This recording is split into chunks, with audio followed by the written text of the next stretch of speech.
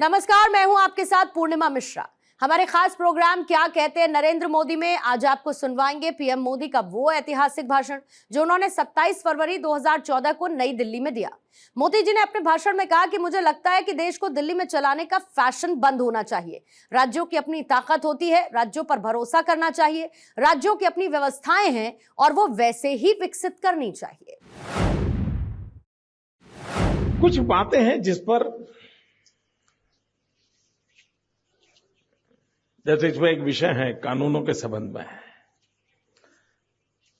कभी कभी मुझे लगता है कि देश में एक ऐसा कानून बनाने की जरूरत है जिसमें एक नया कानून तब बनेगा जब 10 पुराने कानून खत्म करोगे।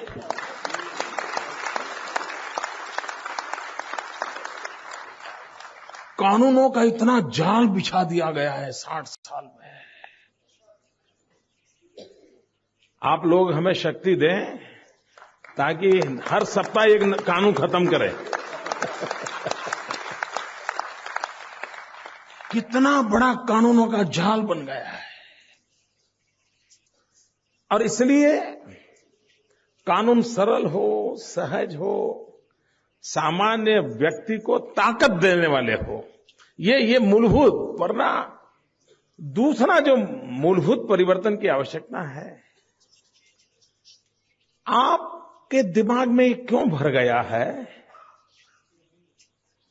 कि आप कुछ और हैं, देश कुछ और है, सरकार कुछ और है। सबसे बड़ी कठिनाई ये दीवारें जो खड़ी हुई हैं उसके कारण है। दीवारें 60 साल के कुछ न कुछ ऐसी बातें हुई जिसके कारण हुआ है। रियलिटी तो यह है कि सरकार हो या व्यापारी हो, किसान हो या मजदूर हो, हम सब देश के लिए काम करते हैं। हम सब ने मिलकर के देश का भला कैसे हो, ये मूलभूत बात है। अगर ये स्पिरिट डेवलप हुआ जो देश आजाद होने के बाद होना चाहिए था, तो शायद कोई लेने वाला ना होता, कोई देने वाला ना होता, कोई मांगने वाला ना होता, कोई मांगने के लिए मौके की तलाश में ना होता। ये स्थिति ही नहीं होती। एक आमूलचूल परिवर्तन की आवश्यकता है और इसलिए डिपार्टमेंट बढ़े कि न बढ़े, आवश्यकता तो है पूरे सरकार नाम की जो मशीनरी है, प्रधानमंत्री से लेकर के गांव में चपरासी तक, उसके कायाकल्प की जरूरत है। जैसे शरीर में आजकल 70-75 साल के बाद कायाकल्प होता है ना, तो हमारे देश की आजादी को भी 65-67 साल हो गए हैं। तो ऐसा कायाकल्प करें कि जब भारत की आजादी के 75 साल हो जाएं तो फिर से एक बार हमारा देश नौजवान हो जाए। और ये कायाकल्प होगा, उसकी सारी आंतरिक व्यवस्थाओं को ऊर्जावान कैसे बनाया जाए, डिपार्टमेंट कितने बने कितने कम हो, ये अलग विषय है। और सचमुच में ये तो लगता है कि ये देश दिल्ली में चलाने की फैशन बंद होनी चाहिए।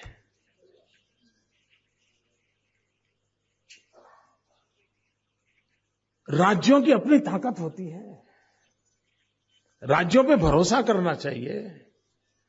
राज्यों को वहां की व्यवस्थाएं क्या है विकसित वैसे करनी चाहिए। हमारे पूर्वजों की कमाल देखिए साहब, उनकी अर्थनीतियां कैसी होती थी, समाज नीतियां कैसी होती थी और जीवन को ताकत कैसे मिलती थी। अब देखिए हमारे यहां दक्षिण में सुपारी की खेती होती है। ज्यादातर व्यापारी किसान हमारे सुपारी की खेती में लगे हैं। मुझे बताएं कोई भाई, किसी विज्ञान ने ये सिद्ध किया है क्या कि सुपारी से ये फायदा होता है, हेल्थ को ये फायदा होता है, न्यूट्रिशन में ये फायदा होता है? किसी ने, मैंने तो नहीं पढ़ा अभी तक। तब हमारे पूर्वजों ने क्या दिमाग लगाया जी कि ये सुपारी का कोई हेल्थ वैल्यू तो है, दिखता नहीं है, तो ये सुपारी बेचने वाला रोटी कैसे कमाएगा, खाएगा, पेट कैसे भरेगा? तो हमारे पूर्वजों ने क्या किया? सुपारी को पूजा में बड़ा महत्वपूर्ण स्थान दे दिया, बड़ा मार्केट खड़ा कर दिया जी। अब ये देखिए कैसी सोच है, कितना बड़ा इंटीग्रेशन है। इससे बड़ा कोई उदाहरण नहीं मिल सकता। ये विजन चाहिए जी। और उसके कारण आज सुपारी पैदा करने वाले व्यापारी को मार्केट मिल जाता है। वो सुपारी जो कोई खरीद नहीं सकता, वो गणेश जी बन करके व्यापार रोजगार चलाता है जी। दुनिया में कोई देश आक्रमण करना, लड़ाई लड़ना, देश जीतना, वो अड़ोस पड़ोस में हुआ करता है। अड़ोस पड़ोस में हुआ करता है।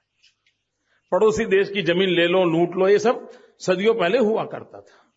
लेकिन विश्व में फैलने का सबसे बड़ा माध्यम सदियों से व्यापार ही रहा है।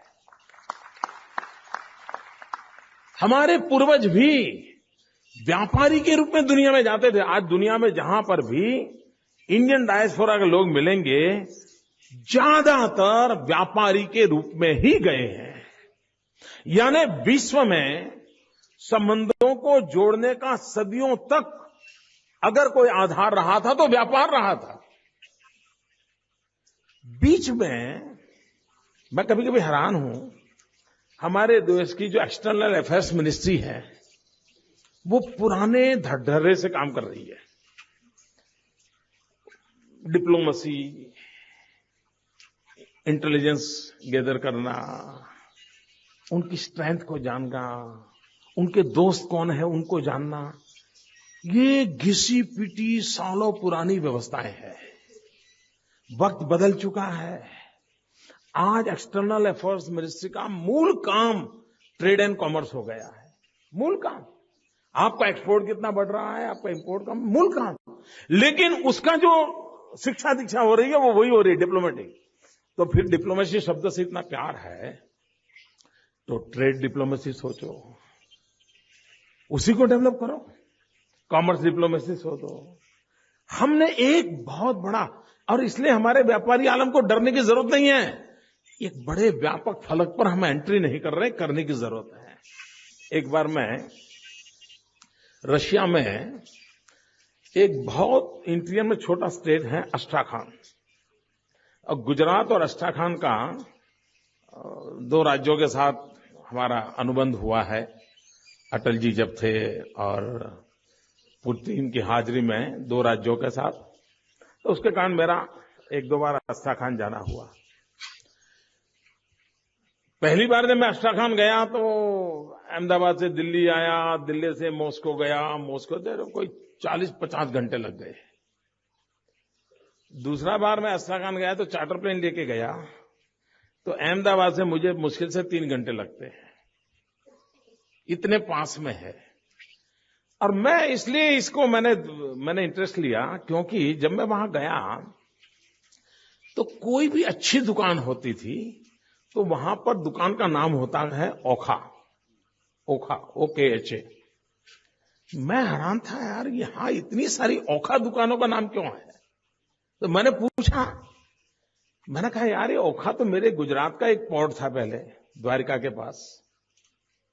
तो बोले साहब आज भी अस्ट्राखान में दुकान वाले अगर ओखा नाम रखता है और ये कहता है कि हम ओखा के लेवल का माल बेचते हैं तो उसका माल बिकता है। ये प्रतिष्ठा किसने बनाई होगी जी?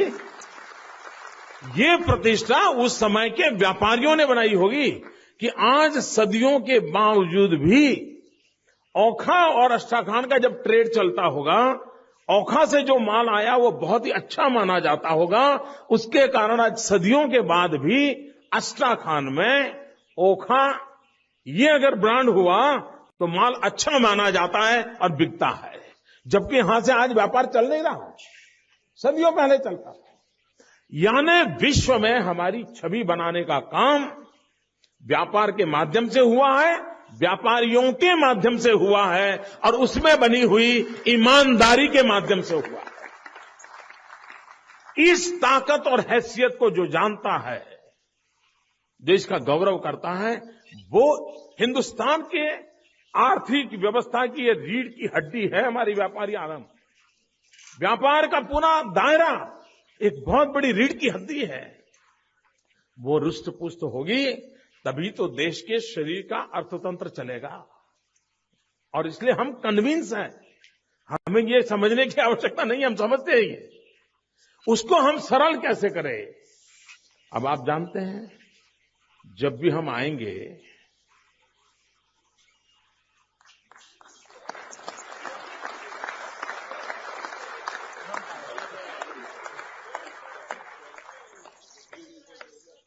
नहीं, मैं कहता हूं जब भी हम आएंगे, भले 60 दिन बाकी हो,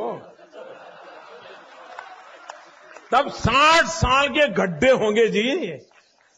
वो हमारा पहला काम तो गड्ढे भरने में जाने वाला है। और गड्ढे भरते भरते भरते फिर जो गरीब है उसका लाभ शुरू होते होते होते हम आगे बढ़ेंगे। लेकिन हम इस बात में विश्वास करते हैं। दूसरी बात है, मैं नहीं जानता हूं पॉलिटिकली मुझे ये बात बोलने से फायदा होगा कि नुकसान होगा, लेकिन अगर फायदे वाली बात बोलूं तो नरेंद्र मोदी नहीं है। मैं अपने फायदे के लिए पैदा ही नहीं हुआ, ना अपने फायदे के लिए जीता हूं। आप चाहे या ना चाहे, हमने ये वैश्विक जो चैलेंजेस हैं व्यापार जगत में, उससे डरने की जरूरत नहीं है दोस्त। इसको हम अपॉर्चुनिटी में कन्वर्ट करें। ये ऑनलाइन ये होगा तो हम मर जाएंगे। अरे क्या बात करते हो भाई, कैसे मर जाओगे? अगर वो 10 कदम आगे जाता तो हम 15 कदम आगे जाए। दुनिया को मालूम नहीं है कि हमारे पास क्या है, और इसलिए डरे बिना इस स्थिति का हम फायदा उठाएं। सरकार से आप ये मांग करिए कि हमारे व्यापारी की इस ग्लोबल चैलेंजेज आई है, उसको मिटमिट करने के लिए हमारी कैपेबिलिटी कैसे बढ़े, ये उसको कहिए। और सरकार उस पर ध्यान केंद्रित करे। सरकार ये ना कहे ये ऑनलाइन बंद कर दो। अरे भाई कैसे बंद करोगे? मुझे बताइए, आज किताब खरीदने के लिए कोई इंसान किताब की दुकान में क्यों जाएगा? कोई मुझे बताए।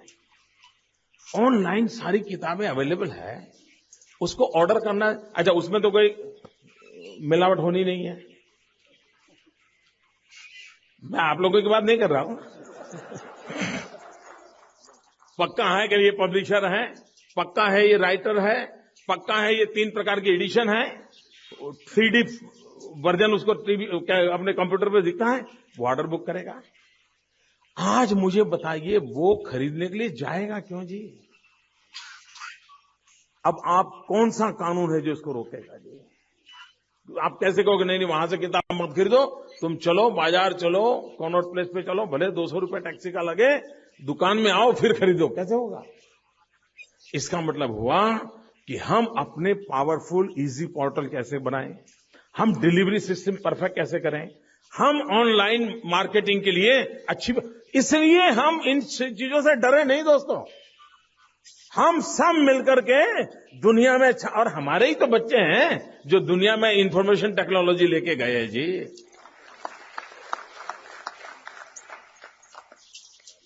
हमने आधुनिक विज्ञान और टेक्नोलॉजी को स्वीकार करना होगा।